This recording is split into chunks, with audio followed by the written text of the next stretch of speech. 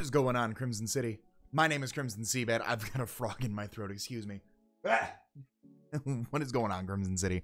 My name is Crimson CBAD. That's not getting edited out. Welcome to our Week 5 Team Builder versus and the Gardevoir Guardians. If you guys are excited, show some love in the like button down below. After you've watched the video and you like the team, don't preemptively like. That's no good. That doesn't give me any criticism, and you guys are just blindly liking it. I want you guys to like it if you like it. But if you guys missed last week's battle, it was a spoilers. 3, 2, 1. It's a pretty big W for us, and we're looking to keep the momentum going this week. This week has been super busy, so this team might seem a little rough around the edges and not as analytically built as my previous matches. So definitely go into this team builder with a grain of salt if you guys are expecting some complicated EV spreads, like a lot of mindset going behind this. No, this is very straightforward. Had to build this team in about half an hour because, yeah, this week has just been rough. So definitely go show my man Versus some love. The link to his channel will be in the description down below. Incredible guy. He's super nice. He, like I said, I've just been putting this off because just we had to keep rescheduling, and then I hope I'm not late for the battle, but we'll see what happens. So definitely go show him some love for me, guys. And all that being said, let's get right into it.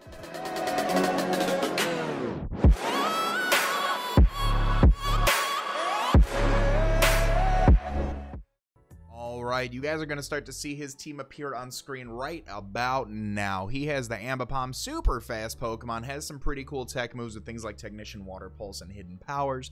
Hits pretty hard with 100 base attack, and that 115 base speed is super fast. He's got the Arcanine, Intimidate, and Flash Fire, and Justified. 3 pretty good abilities in League format. Definitely think an Intimidate Arcanine is going to have to show up. Does get reliable recovery with Morning Sun, has access to Will-O-Wisp. It can be run physical, it can be run special with things like Flamethrower and Snarl, so that's definitely something to keep an eye out for. He has the Armaldo, pretty bulky physically Pokemon. It's got 75 base HP, 125 base attack, 100 base defense. Gets Rapid Spin, gets set up through Swords Dance, I believe, as well. It can set up rocks. Haven't seen too many Armaldos in my day, and I don't anticipate it to come personally. The Celebi, base 100s across the board with Natural Cure, 4 times weak to Bug, which, good thing we have a Galvantula of 4, but it can set up rocks, it can set up with Nasty Plot, Swords Dance, it has Healing Wish, it has Heal Bell, it can be a Cleric, so it can be run defensively or offensively depending on how my opponent chooses to run it. He has the Clefairy, not the Clefable. That's the fairy type on the team is Clefairy, so Eevee-like Clefairy could definitely show up this week, but I'll break down what I think the 6 he'll bring are. Pretty much same stuff as Clefable, honestly. It doesn't get Unaware, which is pretty cool for setup Pokemon, but it does have the Magic Guard ability, so gotta be careful about like Magic Guard, Calm Mind, Eevee-like Clefairy with Moonblast and Soft Boiled Moonlight, things like that. It's got the Dragonite. Dragonite hits super hard. Pretty good Pokemon all around. I think the only thing that hinders me from ever wanting to use it is its base 80 speed, but it does get access to Dragon Dance. The multi-scale ability is very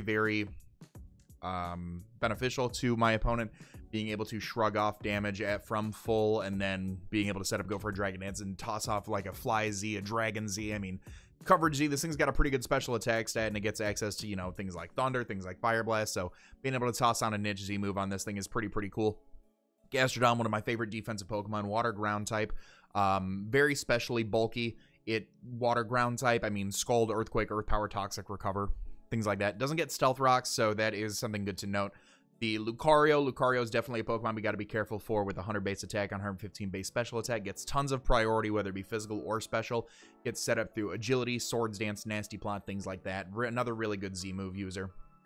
Nidoking, definitely got to be careful for Nidoking. I do think Nidoking has to show up because not many teams have a switch into Nidoking. So base 85 speed, so I definitely could anticipate some form of a Choice Scarf or at least a Life Orb user. It just gets a ton of different coverage moves. Pair that with Life Orb, Sheer Force, and a base 85 special attack stat, and it just kind of starts to rip things through. He's got the P2. P2 definitely has to show up. P2 absolutely has to show up. I got rid of my fighting type. P2 has to show up. Very bulky normal type Pokemon with access to Eviolite, Recovery, Trick Room, Toxic, coverage moves, Tri-Attack, Bolt Beam. I mean, pretty good Pokemon in my opinion. And then the Mega Sableye is his Mega, with great defensive stats of 125 defense and 115 special defense. Not too fast, base 20 speed. Gets Magic Bounce after it Mega Evolves, and it is first turn Mega, so we don't need to worry about the Prankster.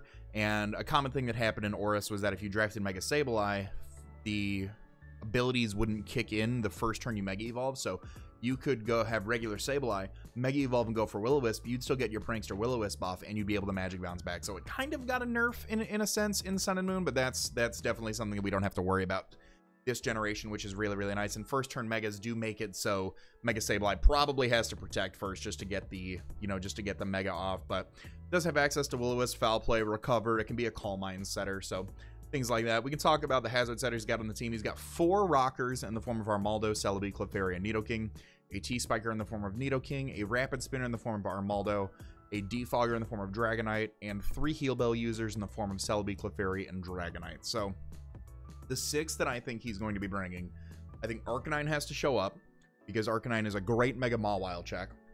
I think Celebi has to show up because it's pretty fast and it's pretty diverse. Celebi's come to, I believe, a majority of his matches.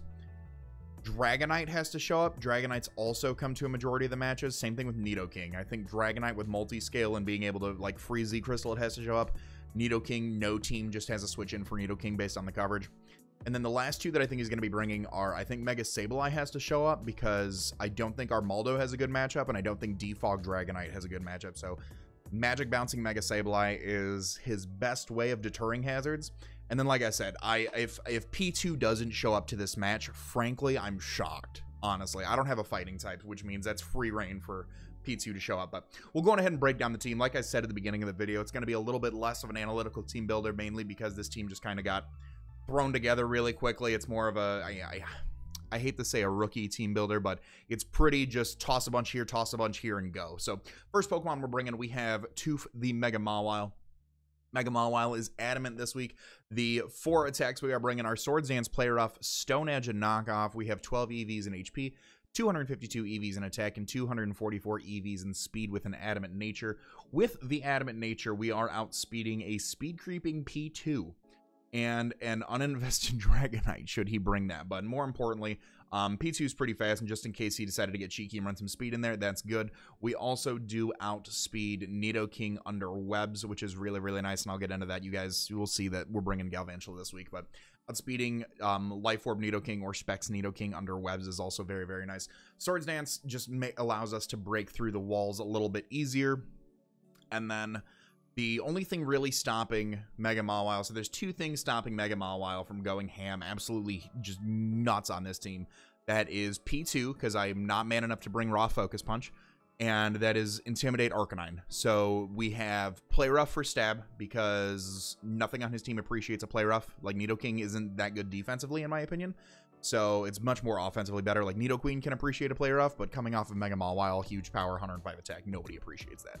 But P2 and Arcanine are the only things that appreciate a Play Rough. So that being said, Stone Edge is for the Arcanine exclusively. Doesn't hit anything else. I mean, Armaldo, I guess, but Armaldo doesn't want to Play Rough. But Arcanine definitely has to show up as a Mega Mawile check. Stone Edge is there exclusively for the Arcanine. After an Intimidate, I believe it's a 2-hit KO still, which is really, really good. And then Knockoff is there for P2, being able to remove that thing's Eviolite. So after that, like I said, Play Rough just goes in. And we do have some Cleric on the team as well, just in case we stay in and go for a Play Rough and miss on Sableye and he gets a Will-O-Wisp buff or something like that. But +2 Mega Mawile absolutely goes in. Absolutely goes in. There's the speed, there's the attack. 12 in HP just for the bulk. I didn't really have anything if I wanted to put it in defense or special defense. But the next Pokemon on the team we're bringing Jeff the Galvantula, Electrium Z Galvantula with the Unnerve ability. The 4 attacks we're rocking this week are Sticky Web, Thunder, Bug Buzz, and Energy Ball. 60 base HP, 252 special attack, 196 in speed with a timid nature.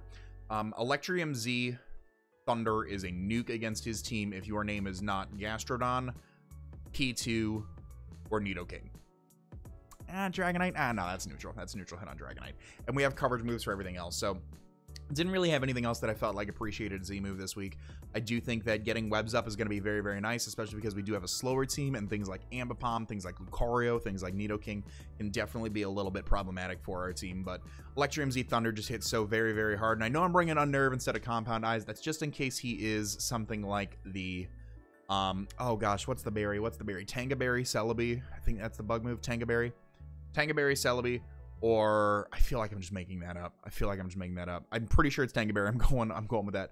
Or if he's Rindo Berry, Gastrodon for the Energy Ball and the Bug Buzz. But Electrium Z Thunder just hits so very, very hard.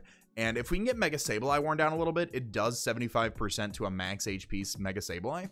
So, and I do think he's going to be a bit more defensive on the Mega Sableye, then I do think it'll be especially defensive, especially paired with P2. So then that's where that calc goes into it. 196 EVs and speed does allow us to outspeed Celebi by 1 point and hit that with a Bug Buzz and knock it out. 252 EVs and special attack just to maximize our damage output. Then 60 EVs and HP, again, just to give us a little bit more bulk. Didn't have anything that those needed to go into. No sense in running max speed when we don't really need to. The next Pokemon we're bringing on the team is the only Pokemon I felt comfortable being a Nidoking check, is Wintergreen the Latios. So I've brought this, so I've paired Latios and Galvantula up against a Nidoking team before, and it turned out really, really well for me. So I'm gonna try to run it again. We've got Wintergreen the Latios with the leftovers, Calm Mind, Recover, Psyshock, and Dragon Pulse, 252 in HP, 44 in special defense, 212 in speed with a calm nature. So what does this do? 212 EVs and speed allow us to outspeed max speed Lucario by 1 point. Obviously also outspeeding Nidoking. Under webs, again, still outspeeding Choice Scarf Lucario, Choice Scarf Nidoking, things like that. We are also outspeeding Jolly Dragonite by 1 point, which is really, really nice. Calm Mind allows us to set up. Recover plus leftovers for the longevity. And then Dual Stab just runs his team. Dual Stab absolutely runs the team. If it appreciates a Psyshock, it doesn't appreciate a Dragon Pulse, and vice versa. I don't really have much to say about this. I feel like it's very straightforward. 252 EVs in HP and 44 EVs in special defense with a calm nature does allow us to take hits from the Nidoking more. It allows us to kind of scout around for his damage, so we can just kind of calculate the damage output to see if he's something like Life Orb, to see if he's something like Scarf, E-Belts, Specs, I mean, stuff like that. So that's this set this week. I've had a Latios Nidoking matchup in the past, and I think it's worked out very, very well in my favor, and I think that if it isn't broke, don't fix it. I hope Latios puts in a ton of work this week.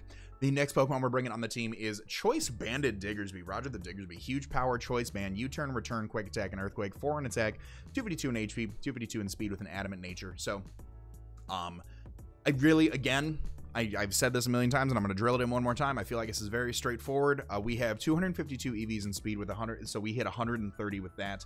With that, we are outspeeding everything under webs, and without that, we're outspeeding uninvested Arcanine, uninvested Celebi, Armaldo, uninvested Dragonite, Clefairy. I mean, we hit a lot of stuff on his team, and then if it's under webs, as long as it's not scarfed, we outspeed the whole team. So, and we just hit absolutely ridiculously hard. Quick attack is there, nice for the ability to just have some priority on the team for sure, but return and earthquake are really the only two forms of stab that we need.